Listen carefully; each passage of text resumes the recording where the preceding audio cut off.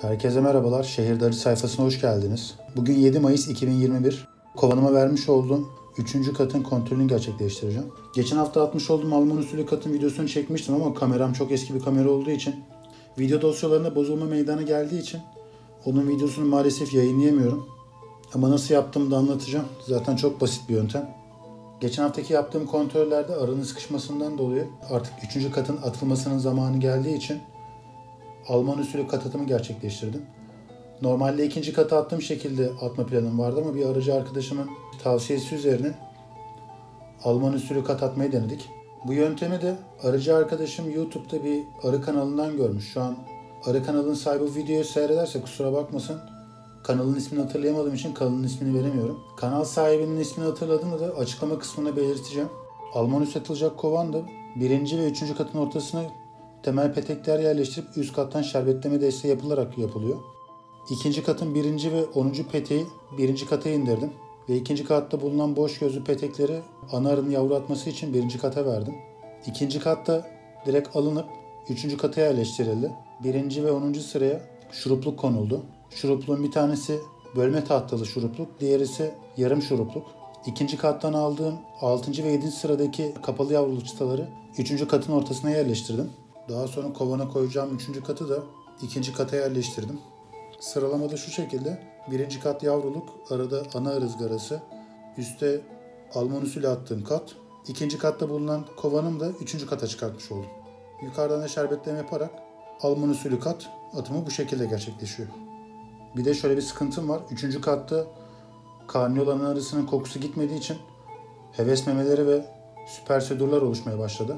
Süpersedurla birden fazla ana arı üstünün oluşması. Yani ne yaparsanız yapın o katta bir ana arı olmasını istiyor arılar. Yani ne yaparsak yapalım koku gitmediği için arılar başıboş kaldığını sanıp ana arı üretmeye çalışıyorlar. Dediğim gibi bu sene kovan kesin bir oğula gidecek çünkü oğul isteklerini bir türlü engelleyemiyorum. Çünkü oğul istekleri artık engellenmeyecek seviyeye geldiğini hissediyorum. Mutlaka bir oğul verecekler. Ve şu anda verdiğim boş temel petekler kabartılmadığı için bu durumu daha da zorlaştırıyor. Çünkü arı çok sıkışmış vaziyette ve arıyı rahatlatmamız gerekiyor. Ama dediğim gibi bu yönteme bir hafta daha süre vereceğim. Eğer verdiğim sürede çıtalar kabartılmamışsa tekrardan eski yönteme dönerek petek öldürmeye devam ettireceğim.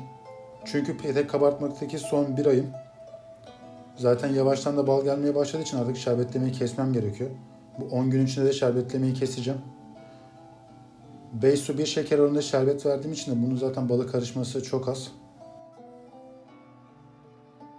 Şu an görmüş olduğunuz üzere kovandaki arı popülasyonu ciddi bir şekilde arttığı için ana arıyı göremedim. Ana arının kontrolünü yapamadım.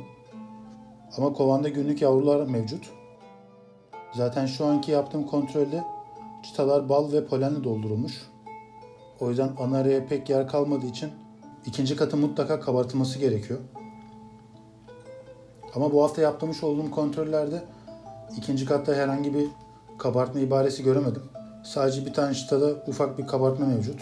Bunun nedenini de bilmiyorum ama şu an bal akımı gelmek üzere olduğu için benim çıtalarımı acilen kabartmam gerekiyor. Yine de riske atıp bu yöntemi bir hafta daha denemeye karar vereceğim. Şu an 1. katta popülasyon daha da yoğun bir şekilde ve popülasyon çok yoğun olduğu için çalışmakta biraz zorlanıyorum.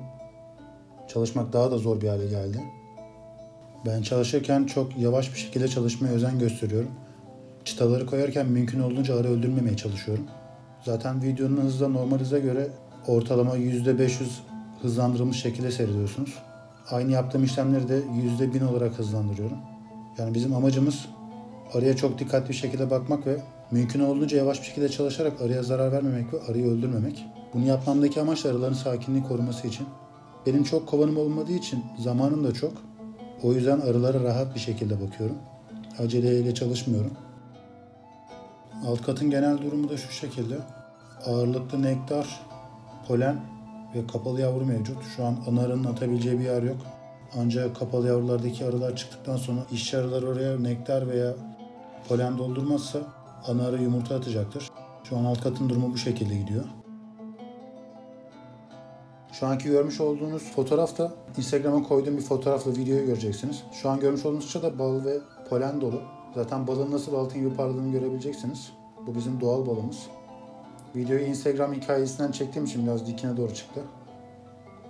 Zaten balığın şu an nasıl parladığını görebiliyorsunuz daha net bir şekilde. Şu an kovandaki kapalı yavrular da çıktığı zaman kovan nefes alamayacak kadar sıkışmış vaziyette olacak. Daha önceden söylediğim gibi kovanımı rahatlatmam lazım. Yoksa çok aşırı bir şekilde bir oğul vermeye gidecek kovan. Zaten bal akımından önce de gidecek oğul bu seneki bal akımının benim için bittiğini gösterecek. Genel olarak durumumuz çok iyi gidiyor. Bu seneki hasatta umudum çok yüksek. İyi bir bal almayı düşünüyorum. Şu an kovanımızın toplamda 28 çıta mevcut. Katı kabartılmış peteğe göre değil, arının sıkışmasına göre atmanız lazım. Yani sizde atıyorum sizin 10 çıtalı bir kovanınız var. Ve bu kovan hınca hınç çıtalardan taşıyacak şekilde arı dolu değilse kat atmayın ve arının çoğalmasını bekleyin. Arı çoğaldıktan sonra kat atmanız gerekiyor. Arı yeteri kadar çoğalmadığı zaman zaten üst kata çıkmayacaktır. Kat atarken buna çok dikkat etmeniz gerekiyor. Yani kat atmak için acele etmeyin. Şu an benim arım çok aşırı derecede sıkıştığı için artık 3. kata atmam gerekiyor. Kovanı kapatırken de her zamanki gibi uçucu yağlarla ardıç katlarını sürdükten sonra kovanımı kapatacağım. Alman usulü katı da bir haftalık daha bir süre verdikten sonra eğer istediğim şekilde gitmezse eski usul kat atmaya devam edeceğim. 3. katı yerleştirdikten sonra da 5 su 1 şeker oranındaki şerbeti kovanı verip polen tuzağına kapatıp kovanımı kapatacağım. Ve bu haftaki kontrolümü bitirmiş olacağım. Beni seyrettiğiniz için hepinize teşekkür ederim.